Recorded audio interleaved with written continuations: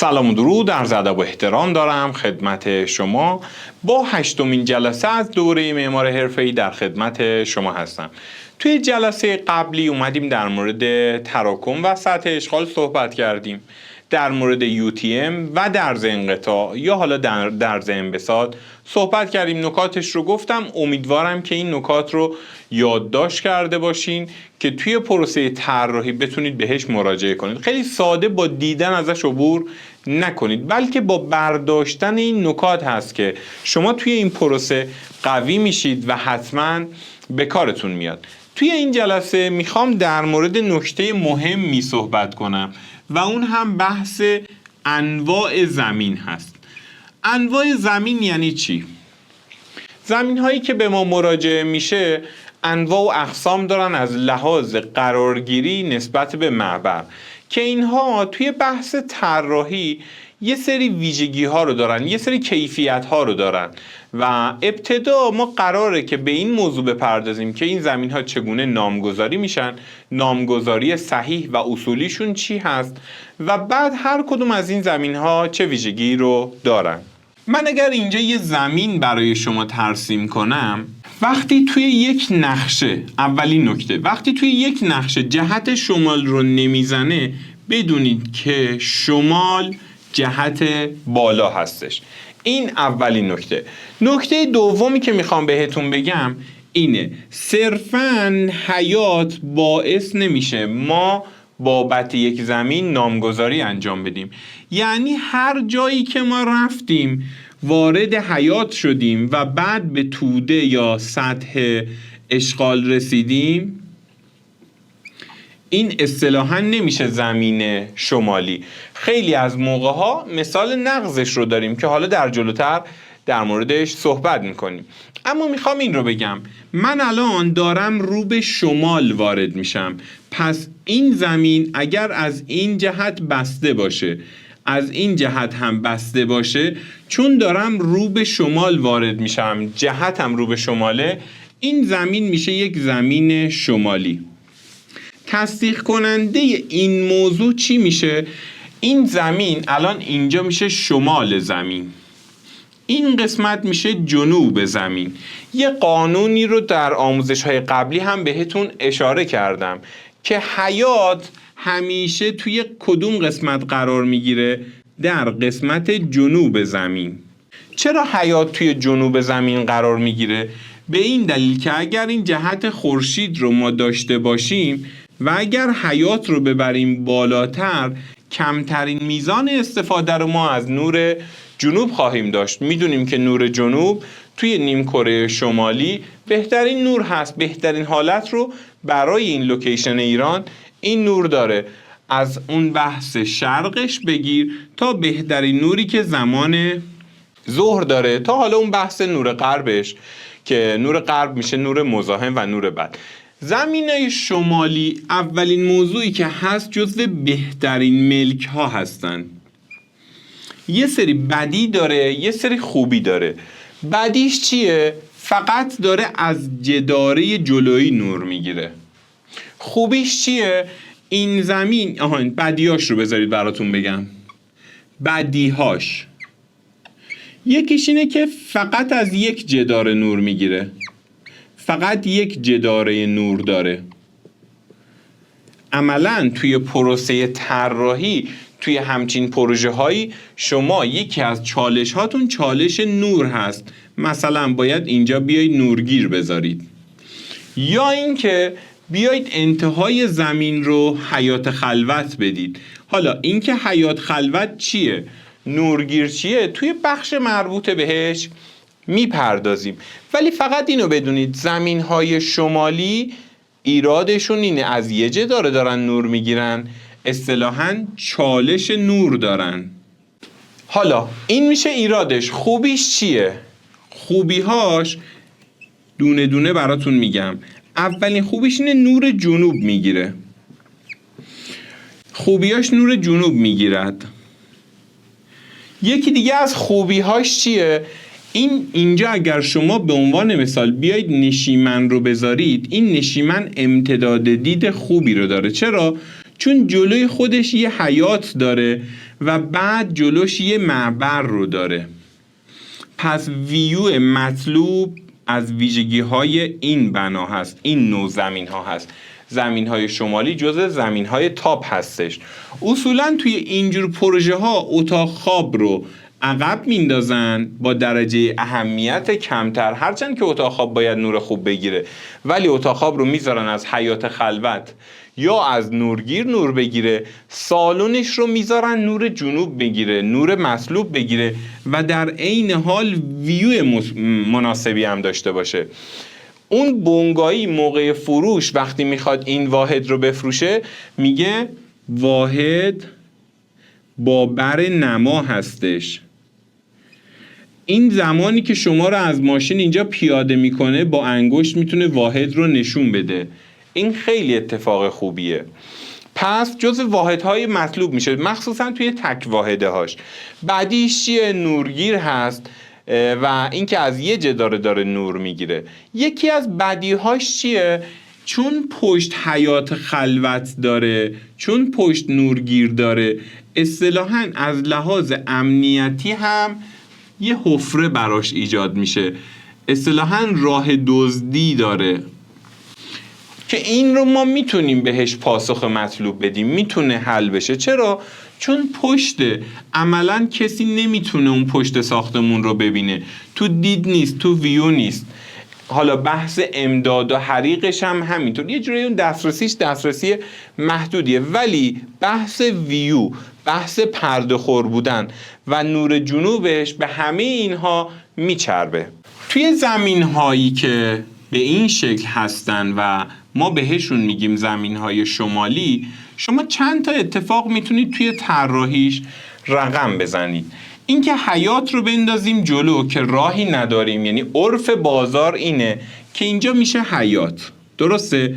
توده ساختمون دو حالت براش ممکنه، یا اینکه مثلا برای دو تا واحد رو میندازن جلو، اصطلاحاً به این معماری میگن معماری اتوبوسی، یا میگن واحدها به صورت اتوبوسی افتاده، به صورت طولی افتاده و مثلا جایگاه باکس پله اینجا میتونه باشه، اکثرا توی این محدوده است، یا این محدوده جلوی ساختمون.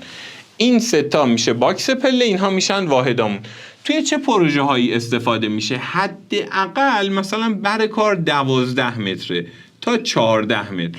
12 متر کمترین حالتشه، 14 متر بهترین حالتشه. حالا توی همچین پروژه هایی یه حالت دیگه، توی همچین زمین هایی یه حالت دیگه رو هم داریم. حالت دیگه‌مون به این شکل میتونه باشه، این یک زمین هست، ما جلو حیات رو داریم، درسته؟ حالا میایم چی کار میکنیم؟ مثلا توی بحث 2 واحده یا 3 واحده میان یه واحد بزرگتر رو، واحد A که بزرگ هم هست، جلو میندازن، واحد B که واحد کوچک هست رو پشت میندازن. واحد کوچیک ها رو اصولاً توی طراحی بهش میگن نورگیر از پشت. عملاً این واحدها فروششون سخت میشه. چرا؟ چون داره از نورگیر نور میگیره. حالا اگر این واحد پشت ها حیات خلوت داشت، مثلا ما اینجا یه حیات خلوت دادیم، میدونیم که حیات خلوت حداقل عرضش 2 تا 3 متره، که حالا توی نقشه های مثلا اجرایی کارفرما 2 متر میگیره ولی ضوابطیش میگه 3 متر. حداقل اینجا یه حیات خلوت به طول 3 متره. این واحد طبقه اولش که اصلا نوری نمیگیره. من اگر بیام توی مقطع این رو بکشمش، بگم این قسمت میشه حیات، من به این جهت هم وارد این ملک میشم، این هم تعداد طبقاتش، اینجا رو میاد یه فاصله 3 متری میذاره و به حالت حیات خلوت. تو نورگیر داشتن که فاتحش خونده، اساسا نوری اون واحدا نمیگیره، عملا واحدای پشتش به درد نخور میشه. ولی برای این حالت که حیات خلوت بدن، مثلا ساختمون جلویی هم دوباره اومده یه ساختمون 5 طبقه رو ساخته، عملا طبقه 1 2 نوری نداره، دید مطلوبی هم نداره. حالا میاد روی طبقات مثلا 3 و 4 یا 5، اینا باز وضعیت نورشون بهتره ولی ویو ندارن، خب واحدهای پشت رو همیشه واحدهای کوچکتر میگیریم. این نکته خیلی مهمه. توی یکی از تحلیلات دیدم، یه پروژه رو داشتم تحلیل میکردم، اومده بود برای کارفرما واحد 80 متری رو جلو انداخته بود، واحد 95 متری رو پشت انداخته بود. من بهش گفتم آقا واحد پشت رو میان همیشه واحد مثلا 60 متری میندازن، واحد 70 متری میندازن و البته مثلا بدون پارکینگ. اینو برای سرمایه گذاری میخرن، اینو زوجهایی که دستشون خالیه میخرن، اینو جز واحدهای ارزون ترن. ولی واحدهای جلو داره نور حیات رو میگیره، نور جنوب رو میگیره، هم نور خوبی داره هم امتداد دید خوبی داره. هرچند مثلا اگر اتاق خواب اینجا بذاریم، یکی از اتاق خواباش داره از نورگیر نور میگیره، ولی اصل سالن توی بازار فروش سالن هست که حرف مهمی رو میزنه. سالنش داره از جلو نور میگیره، پس اولویت بر اینه همیشه واحدهای پشت رو واحدهای کوچکتری طراحی کنیم و این موضوع رو با این دلیل و سند و مدرک برای کارفرما توضیح میدی تا ایشون بهترین تصمیم رو بگیره. حالا حتی اگر مثلا میگم همچین پروژه‌ای بره برای 3 واحده یا 4 واحده، اولویت بر چیه؟ اگر این حالا تقسیم بندیش باشه، ما به اضافه رو به گونه‌ای میذاریم که این دوتا جزو واحدهای بزرگ باشن. حالا اینجا ممکنه یه واحد باشه از نورگیر داره نور میگیره، یعنی بر نورگیری رو نداره، واحد ارزونتری میشه، واحد پشته. یا مثلا این میشه 2 تا واحد، یعنی 4 واحد اینجا در آوردن که معماریش مصیبت و در آوردنش خودش یه داستانی داره. ولی مثلا میگم این میشه واحد 60 متری، واحد 70 متری، این مثلا میشه واحد 110 متری یا واحد 90 متری. این میشه ویژگی ها و اتفاقاتی که توی پروژه های زمین های شمالی میتونیم داشته باشیم. زمین شمالی پس عملاً واحد پشتش نابود میشه. در مورد زمین های شمالی یه نکته دیگه ای رو بگم و پرونده زمین های شمالی رو ببندم. نکتهش چیه؟ ببینید این یه زمین شمالیه. خب اینجا یکی از خیابون‌های تاپ شهریه، یعنی خیابونیه که مالک توی این بافت مسکونی دوست داره چی در بیاره؟ دوست داره تجاری در بیاره. اصولاً مسکونی‌هاش هم در قالب اداری ارائه میشه یا در قالب مثلا درمانی ارائه میشه. نمونهش رو بسیار دیدیم. توی اینجور پروژه ها چی کار میکنن؟ توی بافت شهری یا بحث طرح تفصیلی میان حیات رو میدن پشت. شما انگار کنید که ساختمون 100% ساخته شده، پشت رو حیات خلوت دادن. توده ساختمون میاد جلو، یه دونه رمپ میذارن حالا برای زیرزمین که بره پایین که اینجا بتونن تجاری در بیارن توی طبقه همکف، و یه دونه ورودی نفر رو داره. اما نکته اصلیش چیه؟ اینی که آقا توده داره جلو کار میشه، مثل برخوردی میشه که با زمینهای جنوبی داریم، مثل برخورد با زمینهای جنوبی داریم. حالا زمینهای جنوبی رو براتون توضیح میدم، اما هر کاریش کنیم باز این یک زمین شمالی هست، یعنی همچنان واحد پشتش داره از حیات خلوت نور میگیره، یعنی واحد B، و واحد A داره نور جنوب رو میگیره. هم نور رو داره، هم نور رو دارد، هم بحث ویو رو دارد. ولی این واحد پشتیه ویو ندارد، نور دارد. نورش هم چیه؟ تازه نورش نور شماله، یعنی تابش خورشید توی فضا نمیاد. اینجا نورش نور جنوبه.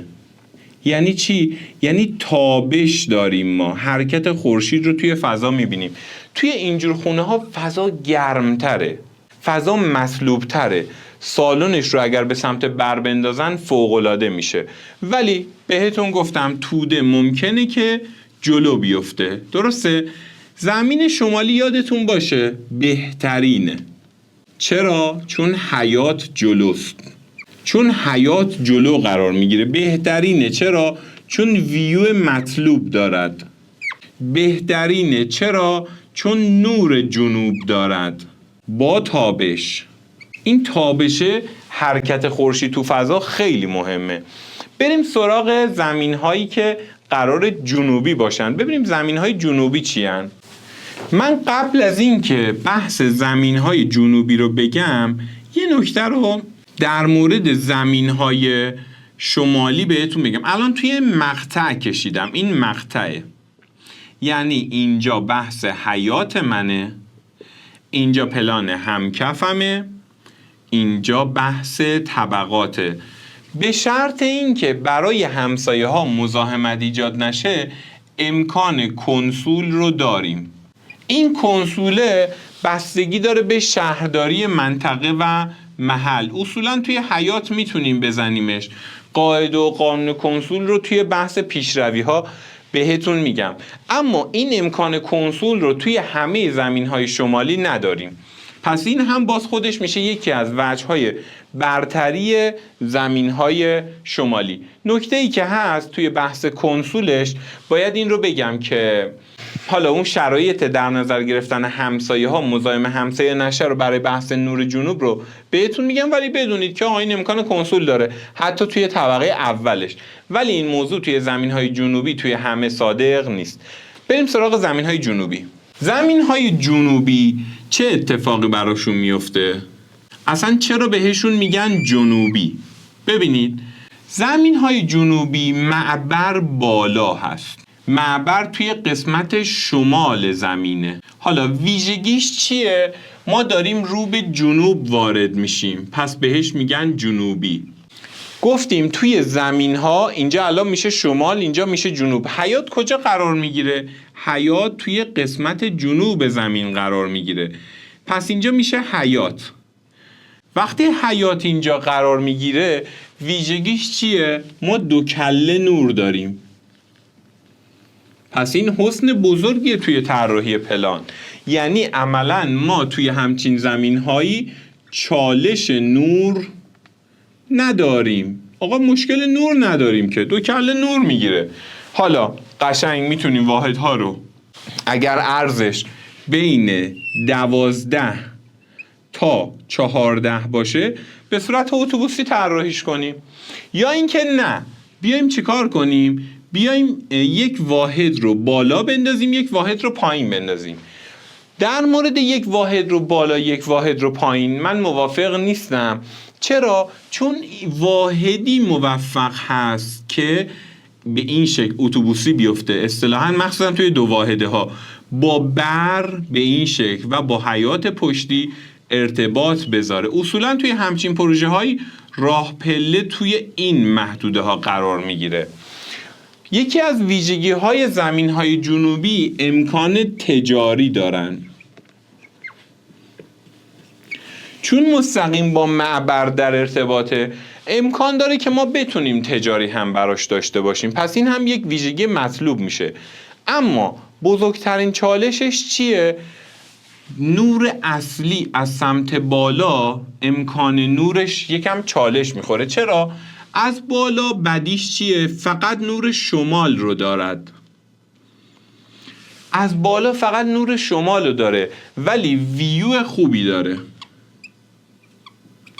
اگه توی نگاه کنی توی خونهایی که زندگی کرده باشین حتما حرف منو میفهمی.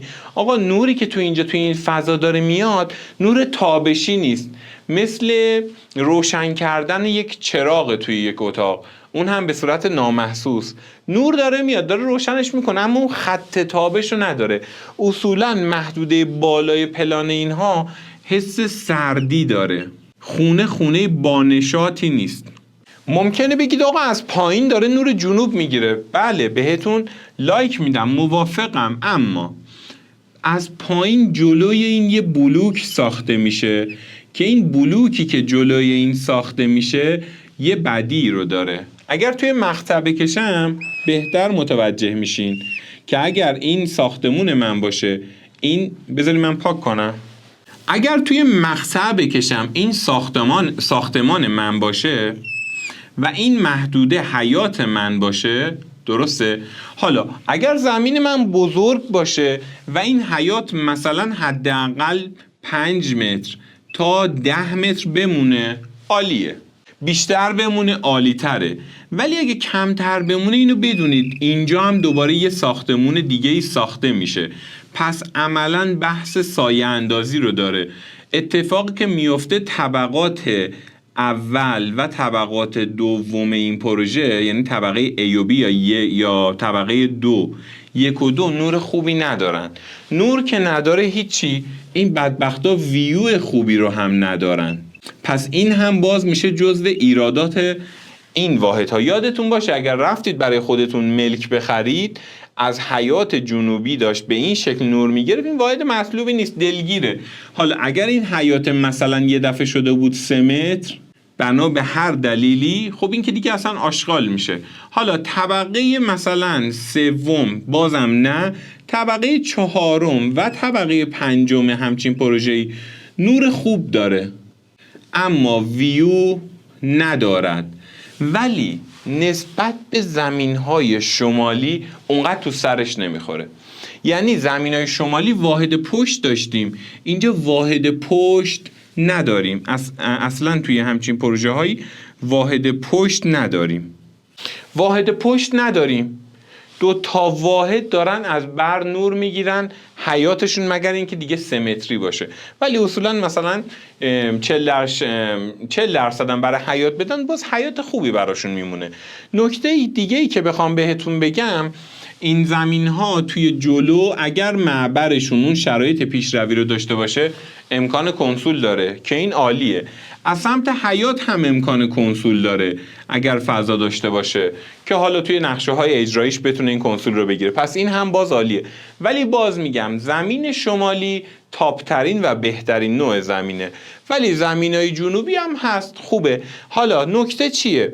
توی همین زمین ها، یعنی توی بحث زمین‌های جنوبی، ما این موضوع رو داریم که آقا یا توی تقسیم بندی ها بیا یه کاری کن 2 تا واحد از بالا و پایین نور رو داشته باشن، یا اینکه اگر این امکان برای شما وجود نداشت بیا حتما واحد بزرگه رو به سمت معبر بنداز، یعنی واحد A که بزرگتره و این واحد B که کوچیکتره.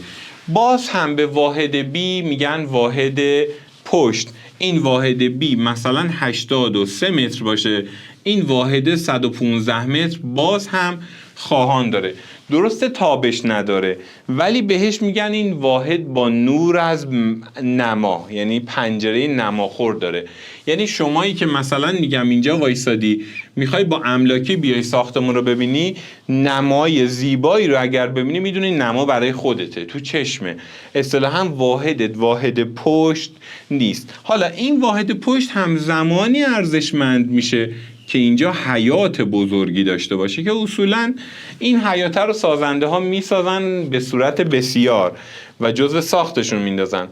این هم میشه نکته زمین‌های جنوبی. در مورد زمین‌های جنوبی اگر نکته خاصی به ذهنم رسید حتما در جلوتر اضافه میکنم، ولی کلیه مفهوم این بود: زمین رو اگر رو به جهتی که وارد میشی، رو به شمال وارد میشی، توده میاد بالا میشه شمالی، رو به جنوب وارد میشی، توده میره پایین زمین میشه جنوبی. درسته؟ این میشه بحث توده. اگر که یک زمینی رو داشتی به این شکل، هم از بالا معبر داشت هم از پایین، به این زمین میگن زمین شمالی جنوبی، یعنی هم از شمال هم از جنوب. این که دیگه طلاه، فوق‌العاده است، بهترین حالت ممکنه، مرگ نداره. این دیگه در واقع هم حسن شمالی رو داره هم حسن جنوبی رو داره، در واقع بدی هیچ کدوم رو هم نخواهد داشت. مرحله بعدی زمین‌های شرقی و غربی هستن. من یه پلاکی رو دارم به این شکل. گفتیم وقتی شمال ترسیم نشده شمال بالا هست، درسته؟ من رو به این سمت دارم وارد میشم، رو به غرب دارم وارد میشم، پس اینجاها میشه همسایه، پس این زمین میشه یک زمین غربی. حالا این زمین غربی من حیاتش رو میتونید بگید کجا قرار میگیره؟ حیات گفتیم جنوب قرار میگیره، آفرین.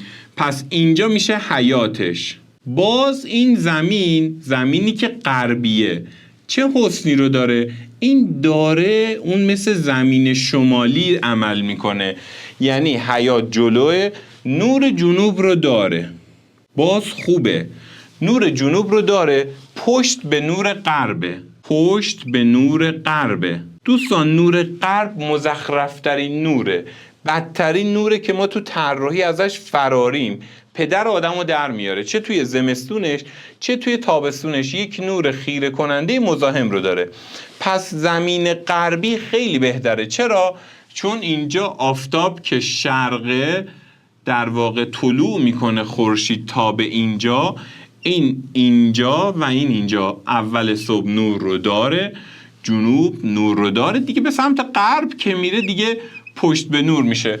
این جزء با زمین‌های مطلوب هستش که عملاً سرنبش داره. این بحث سرنبشش توی طراحی نما خیلی کاربرد داره. این زمین چالشش چیه؟ این محدوده زمین تاریکه. حالا با گذاشتن راه پله توی این محدوده میشه اصولاً پلان‌های تک واحدش رو حل کرد. اگر که نه باید مثلا بحث نورگیر رو داشته باشیم. این هم از ویژگی ها، یعنی این نکاتی که دارم بهتون میگم پشت سر هم دارم میگم و اینا رو استوب کن، دونه دونه بنویس، شک نکن. آقا ویژگی زمین غربی بحث این نور جنوب رو داره میگیره، از شرق هم داره نور میگیره. این زمین بهتر است از زمین شرقی. زمین شرقی کدومه؟ من حالا ادامه توضیحاتم رو بگم. این زمین از معبر در واقع میتونه کنسول بخوره، از سمت حیاتش هم میتونه کنسول بخوره. ویژگی خوبیه براش. در واقع ویو به معبر رو داره. این ویو به معبر خوبه. نور شرق هم اینجا اول صبح طلوع میکنه تا 11 صبح، باز خوبه. یعنی نور مزاحمی نیست، نور اذیت کننده نیست، تازه نوریه که خونه رو گرم میکنه، باز مطلوبه. حیات هم جلوش داره، توی تک واحدش فوق العاده میشه. مثلا شما توی همچین پروژه میتونید یه واحد بزرگتر رو اینجا بذارید، یه واحد کوچیکتر رو اینجا بذارید. این رو هم از بر بهش نور دادی، هم از بحث حیات بهش نور دادی توی بحث دو واحدار. جزء زمین‌های خوبه، کنسول داره، حیات داره و پشت به نور غربه. ببینید خیلی نزدیک به زمین شمالی، فقط از اینجا وارد ملک نمیشن ولی تمام ویژگی‌های زمین شمالی رو به نظر من داره. حالا اگر این عرضه زیاد باشه که بتونه این نور رو خوب بگیره و حیات بزرگی رو هم داشته باشه که حالا این ساختمونی که اینجا داره ساخته میشه دیدش رو زیاد کور نکنه، باز ما جلو هستیم. مثلا توی همچین پروژه‌ای ما میایم سالن رو توی این محدوده قرار میدیم، هم نور جنوب رو داریم هم نور شرق رو داریم، ویو مطلوب هم داریم. خب نکته بعدی، زمین بعدی چی میشه؟ من حالا یکم این ورتر میکشم. زمین بعدی ما میشه زمین به این جهت ما داریم رو به شرق وارد میشیم. یعنی ما یا زمینمون شمالی بود یا جنوبی بود یا شمالی جنوبی بود یا شرقی بود یا غربی بود. اینو داریم، یا غربی بود یا شرقی، اینو داریم رو به شرق وارد میشیم. پس این نوع زمین جزو زمین‌های شرقیه. از این جهت که بسته باشه به هم بگید حیات کجا قرار میگیره؟ اگر جهت شمال بالا باشه اینو دیگه یاد گرفتیم، حیات توی قسمت جنوب قرار میگیره، پس اینجا میشه حیاتش. این زمین بدترین نور رو داره میگیره، نور غرب رو داره میگیره، ولی ویو داره، تو سرش بخوره. این ویویی که داره مفت نمیارزه. چرا؟ چون مثلا اول صبح فقط به درد میخوره تا ظهر، از ظهر به بعد تا شب که خورشید غروب کنه اینجا اصلا پنجره پرده ها رو باید بکشن، یعنی پرده های ضخیمی باید بزنن. ولی از این جهت هم باز حالا اون نور جنوبه رو داره. این هم مثل همون زمینه، زمینی که در واقع رو به غرب وارد میشونیم و زمین غربی بود، این هم زمین خوبیه، ولی بدترین ایرادش این نور غربه. عملاً من یه پروژه رو داشتم توی زنجان، دقیقاً به همین شکل بود، کاری نمیشد کرد براش. ما اومدیم توی اون پروژه چی کار کردیم؟ اومدیم خوابها رو اینجا گذاشتیم، آشپزخونه رو اینجا گذاشتیم، سالن رو اینجا، راه پله رو اینجا. توی این پروژه هایی که سر نبش میشه، زمین سر نبش نیست ولی شما پروژهتون به حالت سر نبش قرار میگیره. تو اینجا شما زیاد چالش نور ندارید، یعنی عملا به نورگیر نیازی ندارید. حالا این تمرینات رو شما باید بگید، من اینها رو میکشم، شما باید نامگذاری کنید. این چه نوع زمینیه؟ ما از این جهت و از این جهت وارد میشیم. شمال هم بالا میشه، اینجا همسایه است، این و این و این. اینجا همسایه است، ما از این جهت و از این جهت وارد ملک میشیم. این چه جور زمینیه؟ باز شمال بالا هست. این چه جور زمینیه؟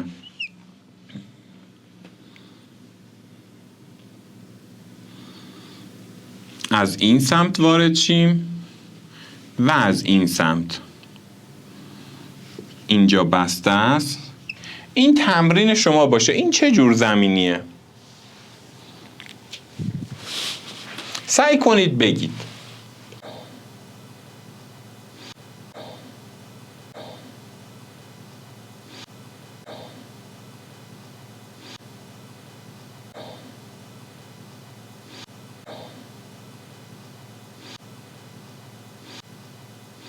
این زمین حیاتش کجا قرار میگیره؟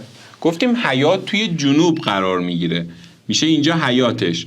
رو به غرب داریم وارد میشیم، پس این زمین میشه غربی و از این سمت هم داریم وارد میشیم شمالی، یا اصطلاحاً شمالی غربی. شمالیشو اول میگیم. این زمین چطور هست؟ حیاتش کجا میشه؟ توی قسمت جنوب. اینجا میشه حیات. رو به کدوم جهت داریم وارد میشیم؟ رو به جنوب. پس این زمین میشه جنوبی. از این سمت هم رو به شرق داریم وارد میشیم، میشه جنوبی شرقی. شرق و غرب و جنوب که دیگه همه بلدن دیگه. بالا میشه شمال، پایین میشه جنوب، روبرو که وایسم دست راستم میشه شرق، دست چپم میشه غرب، سمت راستم میشه پاکستان، افغانستان، سمت چپم میشه عراق. بالا میشه خلیج بالا میشه کاسپیان، مازندران، دریای خزر، پایین میشه خلیج فارس. اینور میشه شرق، اینور میشه غرب. این زمین چطور میشه؟ داریم از بالا وارد میشیم رو به جنوب، پس این یک زمین جنوبی. از این سمت هم داریم وارد میشیم رو به غرب، جنوبی غربیه. به همین راحتی هر زمینی رو خواستید نامگذاری کنید، ببینید به کدوم جهت وارد زمین میشید. تحلیل ها و استدلال هایی که در مورد حالا توده های ساختمانی و بافتش آوردم، خیلی تاکید روی بافت شمالی، زمین های شمالی داشتم. ویژگی هایی که گفتم، نکاتی که ازشون گفتم، تمام اونها رو، شمالی و جنوبی رو اگر یاد بگیرین، روی اینها هم میتونید تأمین بدید و خیلی بهتون کمک کننده است. حالا چالش ها و موضوعاتی که پیش میاد. آقای مهندسین، دونستن زمین ها به چه کار ما میاد؟ مثلا من یه UTM رو گرفتم، همین الان خودم شروع کنم بر حسب این دانسته هایی که شما گفتید، مثلا بیام حیات رو بذارم جنوب؟ خیر. اینجا میشه مرجع ما شهرداری. باید از شهرداری بری سوال کنی، آقا کارفرما ببینی ساختمان‌های کناریشو چیکار کرده؟ زمین شمالیه ولی میبینی توده رو انداختن جلو، یا زمین شرقی غربیه. اینو باید بررسی بشه به چه شکلیه. توی بحث زمین ها یه حالت دیگه ای هم داشتیم، مثل شمالی جنوبی. زمین رونش، جهتگیریش بر حسب شرق و غرب هست، اون هم باز خوبه، ولی جهت و جداره غرب بدترین نوع هست. حالا چند تا موضوع هست که توی این محدوده زمین ها بهتون بگم. اگر یه زمین داشتید به این شکل